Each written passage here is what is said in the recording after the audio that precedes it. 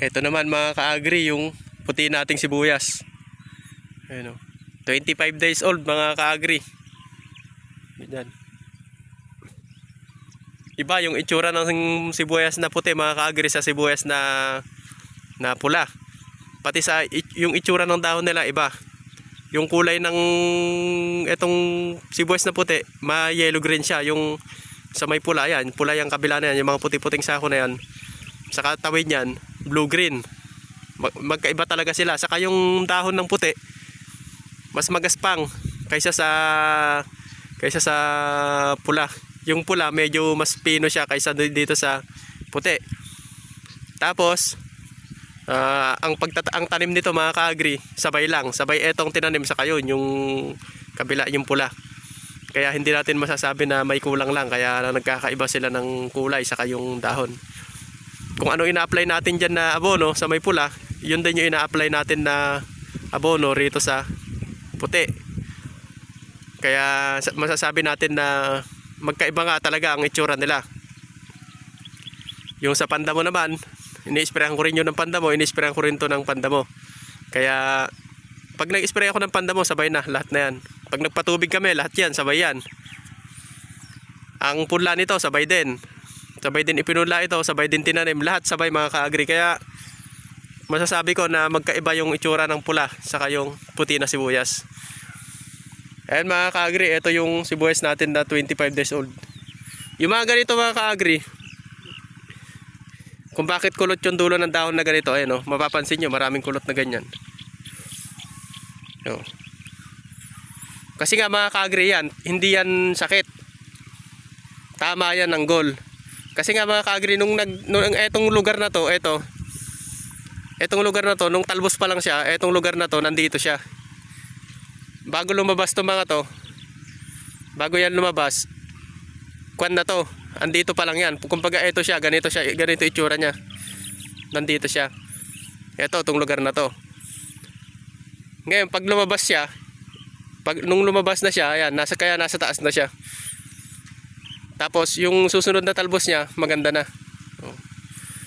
Ito yung sinasabi ko mga ka-agri na pagka 25 days old na, dapat hindi na kayo nag-i-spray ng gold. Ayan, katulad yan, 25 days old. In-sprayan ko to mga ka-agri nung 20 days old siya. Baka wala pa, baka 18 days old siya after transplanting. In-sprayan ko siya. Kaya ganyan, nagbago na yung dahon niya. Mabilis lang naman talaga magbago yung dahon ng sibuyas mga ka-agri. In-sprayan ko to ng gold kasi nga mga ka-agri, tingnan nyo, marami kasing mutha dito sa lugar na to. Ayun nabuhay na naman yung mutha kasi hindi na nga ako nag-i-spray ng gold.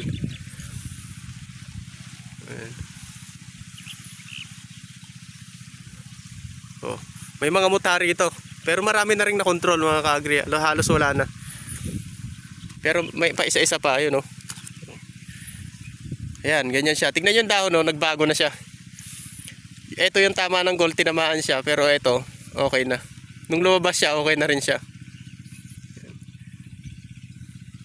Maganda na yung talbos niya. Ayan. Ito yung puti nating sibuyas naman. Gandun. Saka iba itsura. Blue green yung isa. Parang makintab na green. Ganun.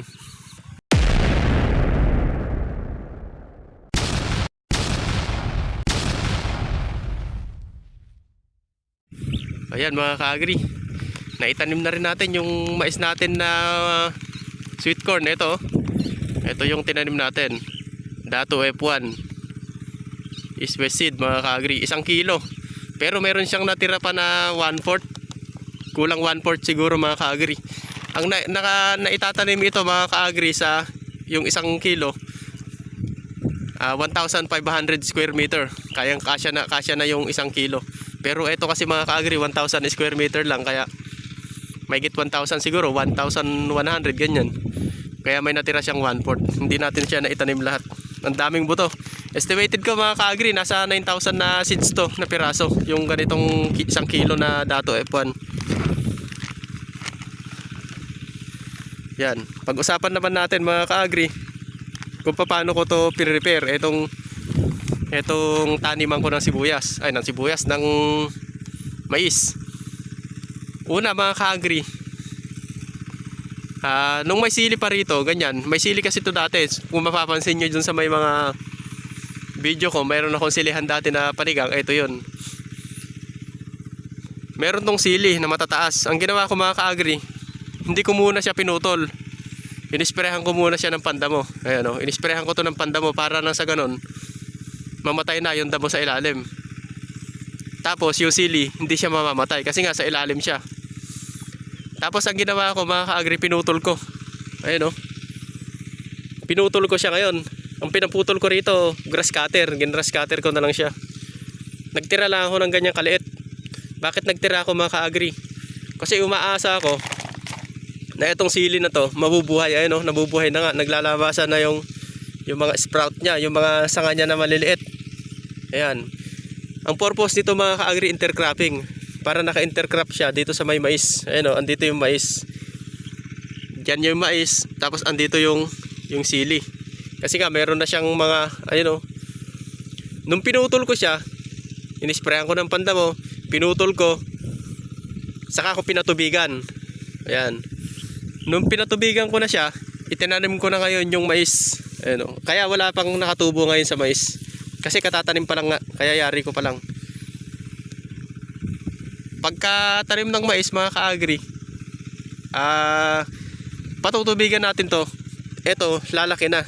Ito yung, sa tingin ko, mas mauunang maaani natin itong sili. Inaasahan natin mga ka-agri na magre-recover ulit tong sili. Mas gaganda siya. O gaganda ulit siya. Ayan o. May mga kwan na, may mga dahon na siyang lumalabas. Ayan, yung mga sili natin. Kaya naman hindi ko na to pinabungkal. Parang nang sa ganon mga ka-agri, may inaani tayong sili sa ilalim. Kasi yung mais naman, okay lang yan kahit na may katabing sili. Kahit nga may katabi pa siyang ano tawag dito, kahit anong gulay. Basta kahit katabi niya walang problema. Basta wag lang silang parehas na halimbawa palay, mais. Hindi po pwede yun. Kailangan mga ka-agri, okay lang na i-intercropping natin yung mais sa sili. Yun talaga yung pandito, yung topic. Ngayon, pagka habang lumalaki yung mais natin, ito, habang lumalaki yung mais natin dito, itong sili nasa ilalim siya. Ito namang sili, walang problema naman dito kahit nakatabi niyang mais kasi magkaiba sila ng crops, magkaibang klase. Ngayon, etong sili, okay na okay lang sa kanya kahit maliliman siya ng mais. Ito namang mais, hindi naman siya malililiman ng sili kasi nga mabilis siyang lumaki. Yan, etong sili naman gustong gusto niya pag nalililiman siya ng konti, ng bagya. Wag lang yung lilim na lilim talaga mga ka-agri. Yan. Kaya okay lang kahit na intercrop natin siya sa may sili. Kaya hindi ko na siya pinatay. Ngayon, tignan niyo mga ka-agri yung kinalabasan. Nung pinutol ko kasi yung sili mga ka-agri, ito, meron akong hindi na sprayan. Ito, nung pinutol ko tong sili na to, magkakasabay yan. Ito kasi sinampulan ko to etong tatlo na to. Nagsample talaga ako dyan na kung gaganda yung talbos niya. Maganda yung talbos niya, kaya lang nung inisprehan ko etong tatlo na to, namatay yung sili. So yun, ang ginawa ko, inisprehan ko muna yun bago ko pinutol. At eto nga, nung inisprehan ko to ng pandamo, may naiwan na isa. Nagsanga siya ngayon, ayan o. Tingnan natin. Nagsanga siya rito. Ayan, nagsasanga siya. Marami siyang mga bulaklak. Tapos yung bunga niya mga ka-agri, tingnan nyo. Ang lalaki. Oh. Ang dami niyang bunga. Oh. Tapos namumulaklak pa siya. May mga bulaklak siya. Oh. Tapos ang daming bunga, lalaki mga ka-agri oh. Ganyan.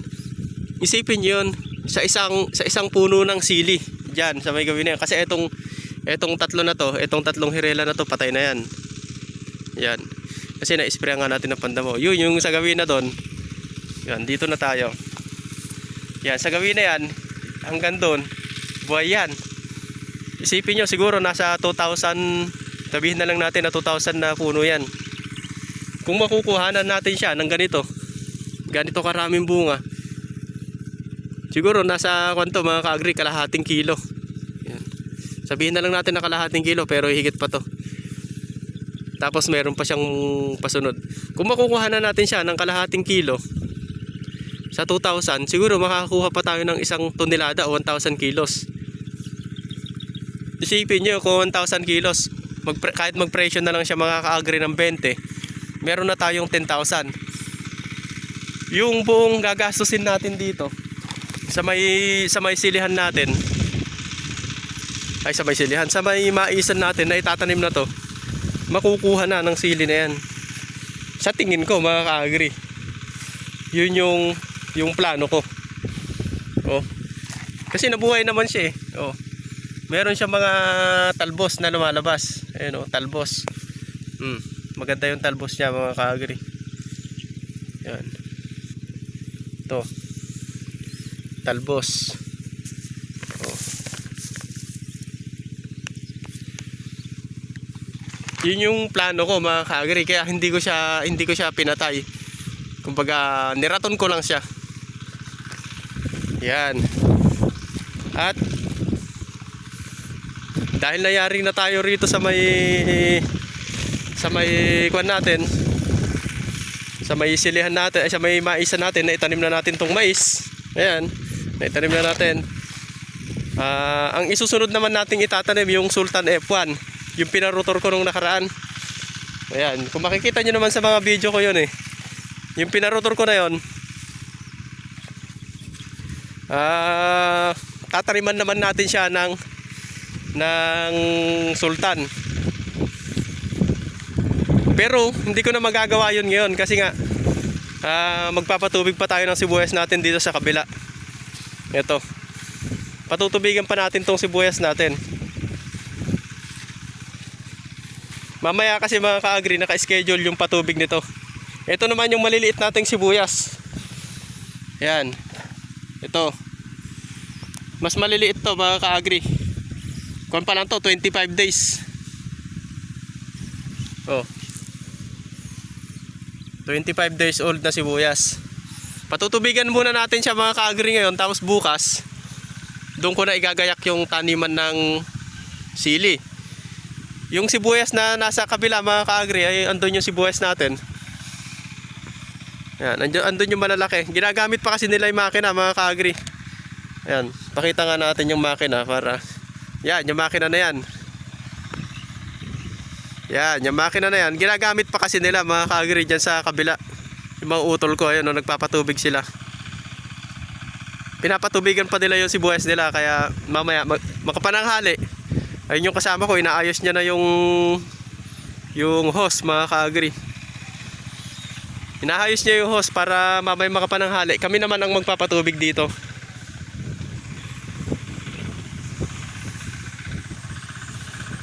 Ito yung sibuyas naman natin na isa.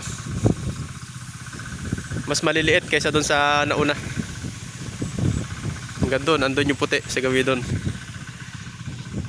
Yan o. Magaganda yung dahon niya, mga ka-agree oh. Wala siyang uod. Etong mas maliliit namin, wala siyang uod. Oh. Kasi nga yung ini-spray na namin doon sa may malalaki, yung ini-spray namin na lason, siya rin yung ini-spray namin dito sa maliliit.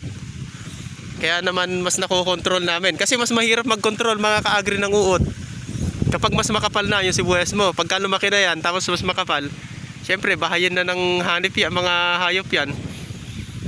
Ito kasi hindi pa naman masyado, kasi hindi pa masyadong makapal. Makikita nyo, malinis na malinis yung dahon, mga ka-agree. Hindi pa naman siya masyadong makapal, kaya ganyan. Tapos nai-sprayan natin siya ng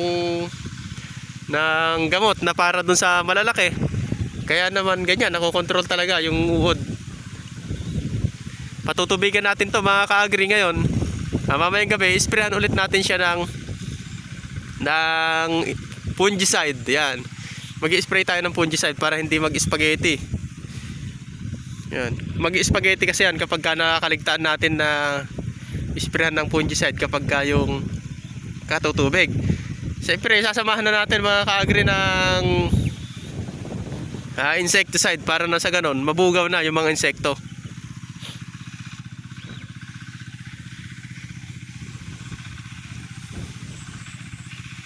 Yan.